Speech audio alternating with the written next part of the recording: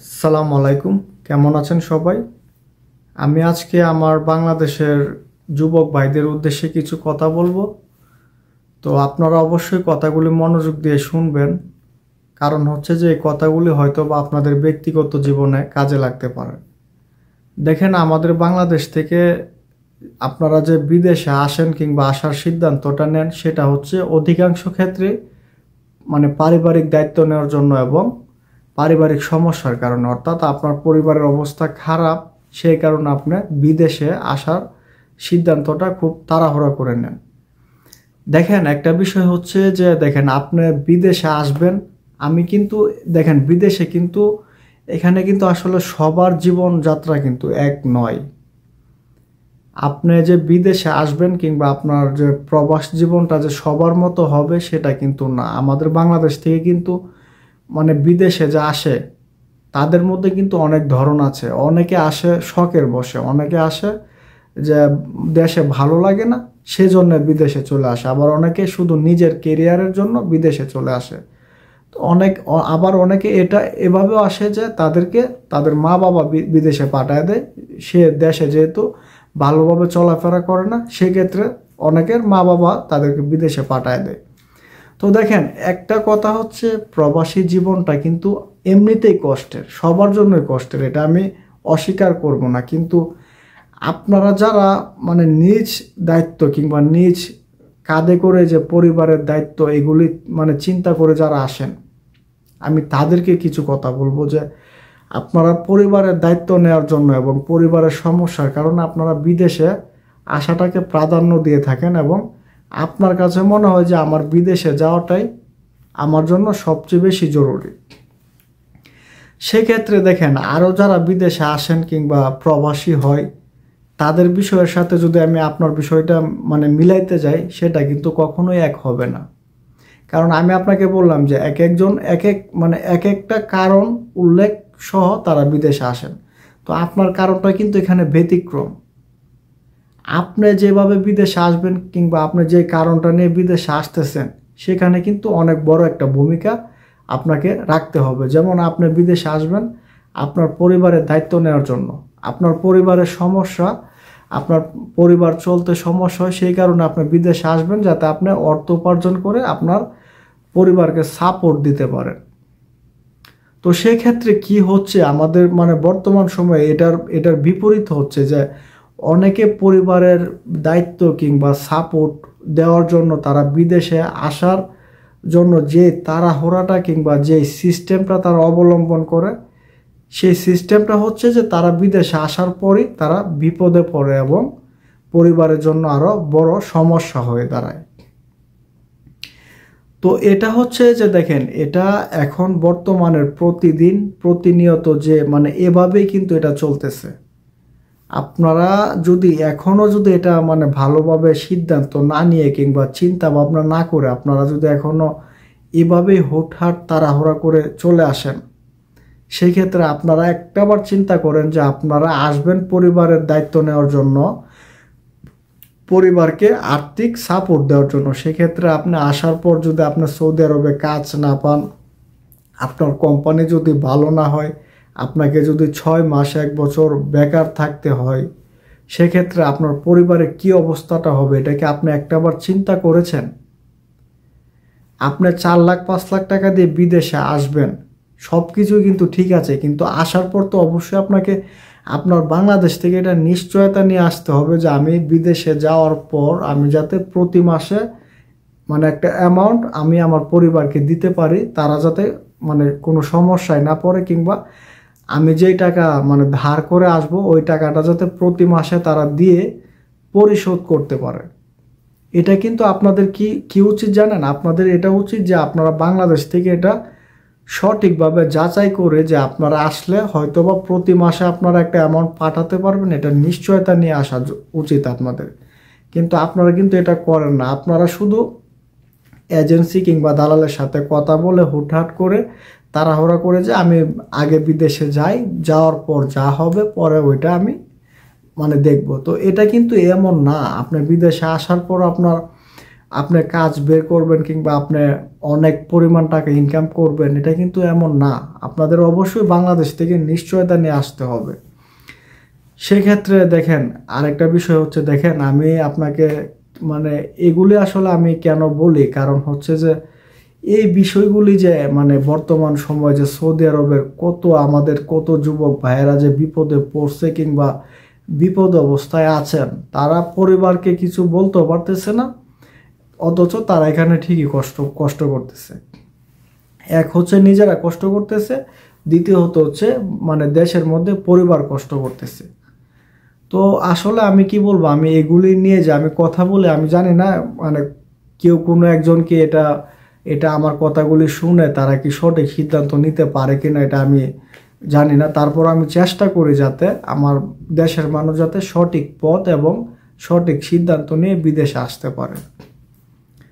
দেখেন একটা বিষয় হচ্ছে যে, দেখেন আপনি যদি 5 থেকে 6 লাখ টাকা দিয়ে বিদেশে আসেন, সেক্ষেত্রে আপনার যদি এমনটা হয় যে আপনি আসার পর আপনি যে কাজে আসবেন কিংবা যে কোম্পানিতে আসলেন, আপনি এই কোম্পানিতে আসার পর আপনার মনে হলো যে না, আমি এখানে কাজ করতে পারবো না, এই কাজ করা আমার পক্ষে সম্ভব না, তাহলে আপনার অবস্থাটা কি হতে পারে আপনি চিন্তা করছেন? আরেকটা বিষয় চিন্তা করেন যে আপনি বিদেশে আসলেন, আসার পর আপনাকে দালাল কিংবা এজেন্সি যে কাজের কথা বললো, যে কোম্পানির কথা বললো, ওই রকম কোনো কিছু আপনাকে দিতে পারলো না, শুধু আপনাকে বিদেশে পাঠাইলো, পাঠানোর পর আপনার কাজের কোনো খবর নাই তাদের কাছে কিংবা কাজ দেওয়ার মতো কোনো সুযোগ নাই। তো যারা পারিবারিক দায়িত্ব নিয়ে আসেন তাদের কি অবস্থা হয় কিংবা কি অবস্থা হতে পারে, এটা একটাবার আপনারা চিন্তা করেছেন?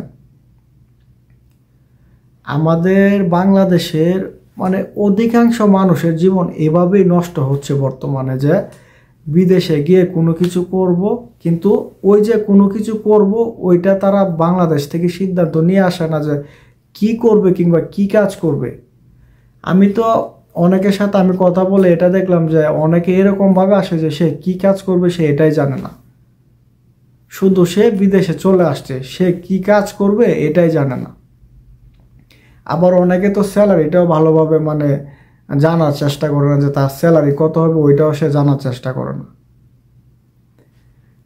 তো দেখেন, আমি আপনাদেরকে এটাই বলবো যে আপনারা যতদিন পর্যন্ত না নিজ জায়গা থেকে সতর্ক হতে পারবেন, ততদিন পর্যন্ত আপনাদের এই সমস্যা কখনোই থামবে না কিংবা এই সমস্যা কখনোই সমাধান হবে না। আপনাদের সিদ্ধান্তের উপর নির্ভর করবে আপনাদের যে মানে প্রবাস জীবন কেমন হবে। আপনারা বাংলাদেশ থেকে যেটা সিদ্ধান্ত নেবেন, যদি সঠিক পথ আর সঠিক মাধ্যমটা আপনারা মানে সঠিক মাধ্যমটা দিয়ে যদি আপনারা আসতে পারেন, তাহলে আপনারা প্রবাসে এসে সুন্দর জীবনযাপন করতে পারবেন। আর যদি হুটহাট তাড়াহুড়া করে শুধু দালালের কথার ভিত্তিতে যদি আপনারা মানে উড়াল দিয়ে বিদেশে চলে আসেন, তাহলে আসার পর হয়তোবা কি হতে পারে এটা আমি মুখে বলে বোঝাতে পারবো না। হয়তোবা আপনারা যারা আসবেন আপনারা আসার পর বুঝতে পারবেন। সেক্ষেত্রে আমি বলবো যে অবশ্যই আসার আগে আপনারা সবাই দেখেন, একটা বিষয় হচ্ছে যে আপনারা কেন বুঝেন না যে আপনি বিদেশে আসবেন। বিদেশ মানে হচ্ছে যে একটা মানে অন্যরকম একটা শব্দ, যে মানে বিদেশে আসাটা হচ্ছে যে আমি আমার জন্য কিছু করব, আমার পরিবারের জন্য কিছু করব। তো এত বড় একটা মানে আপনি এত বড় একটা সিদ্ধান্ত নেবেন, এই ক্ষেত্রে যদি আপনার হাতে সময় না থাকে, আমি এই কথা কেন বলতেছি যে আমাদের বাংলাদেশের অনেকে কি করে যে বিদেশের নামটা নিয়েই মানে দালালকে এতটাই প্রেসার দেয় আর এতটাই চাপ দেয় যে মানে আমাকে কবে পাঠাবেন। দালালকে এটা জিজ্ঞেস করার তার সময় থাকে না যে আমার কাজ কি, আমার স্যালারি কত হবে, শুধু জিজ্ঞেস করে আমাকে কবে পাঠাবেন। আপনারা নিজের পরিবারের দায়িত্ব নেওয়ার জন্য, পরিবারের সমস্যা বিদায় আপনারা বিদেশে আসেন, সেই ক্ষেত্রে আপনাদের তো অবশ্যই চিন্তা ভাবনা করে আসা উচিত যে আমি বিদেশে গিয়ে যে আমি কি কাজ করব কিংবা আমার স্যালারিটা কত হবে, এটা আপনাদের চিন্তা ভাবনা করে আসা উচিত। তাই আমি সবাইকে বলবো আপনারা সবাই হাতে পর্যাপ্ত সময় নিয়ে, ভালো ভালো কাজ আছে সৌদি আরবে, কিন্তু অবস্থা আমাদের বাংলাদেশিদের জন্য কিন্তু খারাপ। আর যে অন্য রাষ্ট্রের মানুষরা যে এসে কাজ করতেছে তারা কিন্তু ভালোই আছেন। তার কারণ হচ্ছে আমরা বাংলাদেশিরা মানে আমরা কোনো কিছু চিন্তা না করে চলে আসি, তারা সব কিছু চিন্তা করার পর আসে। তো সেক্ষেত্রে আপনারা এখনও যারা আসেন না, আপনারা নিজ নিজ জায়গা থেকে আপনারা সতর্ক হয়ে ভালো কাজ দেখে প্রয়োজনে আপনারা হাতে পর্যাপ্ত সময় নেন। দেখেন 2 মাস 3 মাস তো আপনার বিদেশের নাম মুখে নিলে মানে এটা সময়টা লাগে। আপনি 3 মাস সময় নেন, আপনি 6 মাস সময় নেন। আপনি একটা এজেন্সির সাথে কথা বললেন, ওইখানে আপনার স্যালারি বললো 1500 রিয়াল। আপনার কাজ বললো, ধরেন আপনাকে বললো যে আবাসিক হোটেলে আপনার হাউসকিপিংয়ের কাজ। তো এখন আপনাকে এটা বুঝতে হবে যে হাউসকিপিংয়ের কাজ কি। এখন সোশ্যাল মিডিয়ায় আপনার কি পাওয়া যায় না বলেন?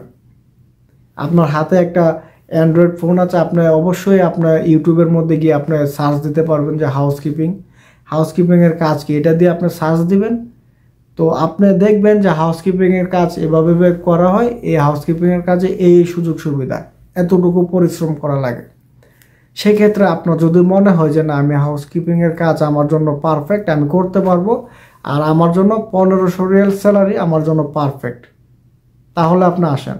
আর যদি আপনার মনে হয় যে না, এই কাজটা আমার জন্য তো ঠিক না, আমি করতে পারবো না, আমার সমস্যা হবে, সেক্ষেত্রে আপনি আবার 15 দিন 1 মাস পর আবার আপনার এজেন্সির সাথে যোগাযোগ করুন অন্য একটা কাজের জন্য। তখন আপনার জন্য আরও ভালো কাজ থাকতে পারে, এটার থেকে আরও ভালো কাজ, যেমন ওয়েটারের কাজ আছে, ওই কাজে আপনি আসতে পারেন। কি বলবো, আমাদের বাংলাদেশের যে অনেকে মানে ইন্টারমিডিয়েট পরীক্ষা দিয়ে অনেকে বিএ পাস, অনেক পড়াশোনা করেও তারা এরকম কাজে আসে যেটা আসলে মানে গ্রহণযোগ্য না। ভাই, আপনার যোগ্যতা আছে, আপনি ভালো কাজে আসেন। আপনি তো বিদেশে আসবেন 4-5 বছর থাকতে, এমন না যে আপনার 2-3 মাস থাকার পর আপনি চলে যাবেন। আপনি ওয়েটারের কাজে আসেন, আরও মানে বিভিন্ন কাজ আছে, বেলম্যানের কাজে আসেন, কত ভালো ভালো সুপারভাইজারের পদ আছে, ওই কাজে আপনারা আসেন। আপনারা চেষ্টাই করেন না, আপনারা শুধু বিদেশে আসবেন। তো অবশ্যই 2025 সালে আপনারা সবাই যার যার যোগ্যতা অনুযায়ী, যার যার মানে জায়গা অনুযায়ী আপনারা সবাই সঠিক পদ্ধতি এবং সঠিক সিদ্ধান্ত নিয়ে সব কিছু যাচাই করে তারপর বিদেশে আসেন। আর সবাইকে আমি মানে আমার ব্যক্তিগতভাবে বলবো যে আপনারা কেউ অন্ততপক্ষে আপনারা 1500 রিয়াল স্যালারি কমে কেউ সৌদি আরবে ভুল করেও আসবেন না। 1000-1200 রিয়াল স্যালারি তো এটা তো পরের কথা, 1500 রিয়ালের কমে আপনারা কেউ যদি ভুল করেও আসেন, তো আসার পর আপনাদের অবস্থাটা কি হয় এটা আমাকে আপনারা পরে কমেন্ট করে জানায়। আর সবাই অবশ্যই আমার চ্যানেলটি সাবস্ক্রাইব করে রাখবেন। আর সৌদি আরব সম্পর্কিত যে কোনো তথ্য জানতে আমাকে কমেন্ট করবেন। আর আমি যে সাথে সাথে রিপ্লাই দিতে পারি না, তার কারণ আমি ডিউটি করি। আর প্রবাসে ডিউটি করা অবস্থায় আসলে মানুষ অনেক ব্যস্ত থাকে, এটা আপনারাও জানেন। কিন্তু আমি আপনার কমেন্টের রিপ্লাই কোনো একটা সময় দিয়ে দিব। আর সবাইকে অসংখ্য ধন্যবাদ, সবাই ভালো থাকবে।